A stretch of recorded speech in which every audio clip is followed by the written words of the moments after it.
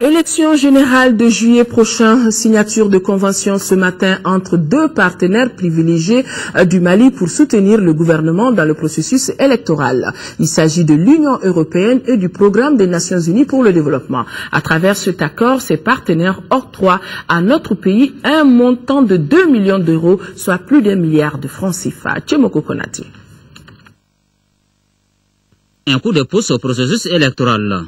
Les documents ainsi paraphés par l'Union européenne et le Programme des Nations Unies pour le développement sont relatifs à l'octroi de 2 millions d'euros, soit plus d'1 milliard de francs CFA au gouvernement à travers son département de tutelle.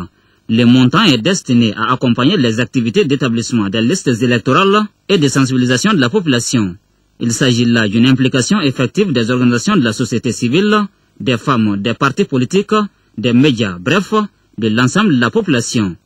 Et il est fondamental que ce processus s'enclenche et pour que les partenaires soient unis et auprès des autorités maliennes.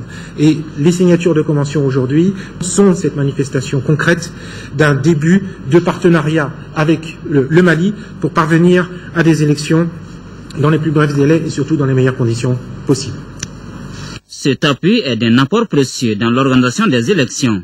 Cependant, les partenaires fondent leur espoir sur les hommes des médias, notamment sur le traitement qu'ils vont accorder à l'information.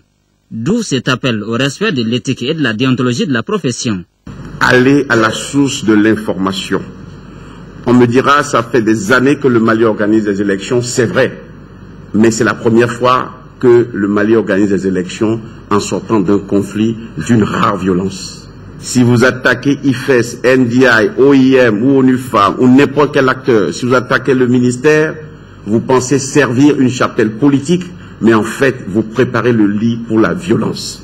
Pour le ministre des tutelles, le colonel Moussa Senghor Coulibaly, cette action s'inscrit dans la vision de l'accord cadre paraphé en avril 2012 et de la feuille de route du gouvernement adoptée à l'unanimité par l'Assemblée nationale en janvier dernier.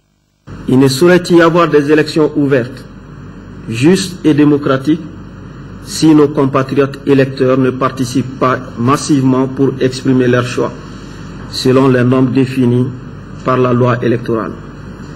Les statistiques des précédents scrutins qui ont marqué notre expérience démocratique montrent que le taux de participation reste toujours faible dans notre pays. Plus que par le passé, les prochains scrutins de sortie de crise nous imposent de tout mettre en œuvre pour relever le taux de participation afin d'accroître la légitimité de nos institutions et surtout consolider le processus de démocratisation de notre pays. L'octroi de ces fonds se situe dans la composante 2 du projet d'appui au processus électoral.